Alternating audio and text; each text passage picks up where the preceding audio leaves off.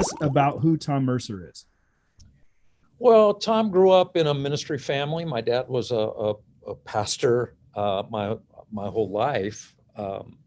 He was a pastor who felt the call of God for reasons he and I discussed at depth in his later years, but he felt the call to leave every 4 to 6 years and start working at another place. So my sister and I were a little bit like, we felt like we were in a military family, kind of moving from place to place. But it was primarily in Southern California, here. Met my wife here at a church my dad was leading when I was in college. We married, and I felt the call to ministry initially as a college student at Biola University. And then there were some things that went a little sideways in a ministry my dad was leading that caused me to question whether or not I wanted to be in pastoral ministry. I didn't give up on the church, but I met a guy. Forgive me if I sound like I'm rambling. I met a guy when I was in high school, and I was really trying to figure out if I should go into pastoral ministry vocationally. And he said, "Tom, if you can be happy doing anything else, then don't be a pastor." And so I took that to heart. And even though I felt the Lord calling me to ministry during that season, when I was so bothered by what a particular local church did, I gave up on that quest to become a pastor. I was in my 3rd semester at Talbot Seminary, Biola's graduate school, and I left 16 graduate units on the table during finals week. I just walked away. I was so upset, Travis. I essentially told the Lord, if this is what the local church is, I don't think I want to do it. I mean, I didn't stop attending. In fact, I actually didn't stop participating in serving, but I didn't want to be a pastor anymore. And about a little less than a year later, I was working in a marketing agency because I thought that's what I would like to do, maybe if I wasn't a pastor. And I had some DNA for that, and I kind of acclimated to that very quickly. And the owner of the advertising agency asked me after about 9 months, he said, "Tom, what do you do after work?"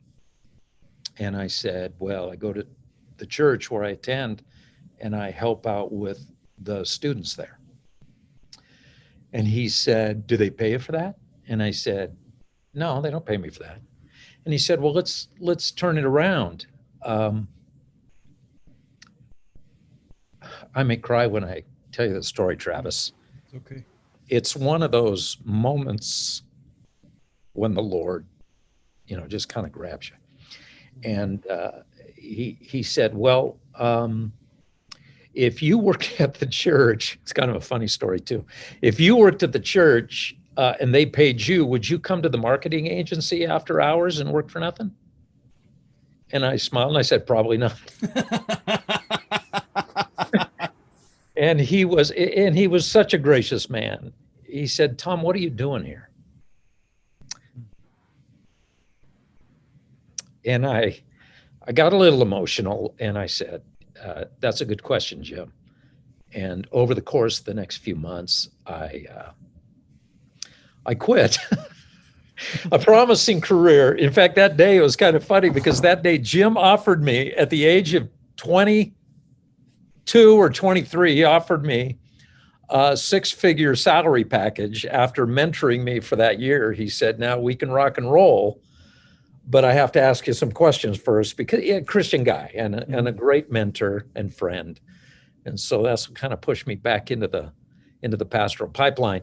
But I did tell the Lord, Travis, I said, because what had gone sideways for my dad in that role in that church, I felt that my dad was a shepherd to a fault, if that's possible. Can I say he was Christ-like to a fault? He was so in love with people that he couldn't delegate leadership. And then the church would somewhat plateau because he would take a 200 church and it would be 600 within a couple of years, but he couldn't let go. He couldn't let go of people to tell an associate, now you take this group of people and now you become their pastor to whatever degree that would be appropriate in that structure. And he just couldn't do it. And so then the church would plateau, and then people would start to wonder why isn't it working anymore? And then my dad would get his feelings hurt. He was just such a great guy. I can't tell you how Pastor Frank Mercer was such a wonderful, loving shepherd of God's flock. But it did hold him back from, I think, using the other gifts that God had given him to touch more people. And so I told the Lord in that season, I don't even know if this is making sense. I hope it is. So it does. But I told the Lord in that season, I said, Lord, if I'm going to do this, I'm not going to care what people say in terms of being critical of me. I just have to pursue my call that you have given me. And if they start to criticize me, I'm not going to take it personally. And I made that commitment, all those years ago. And I've actually lived up to that. I don't think a guy could stay in a church 38 years and be thin-skinned.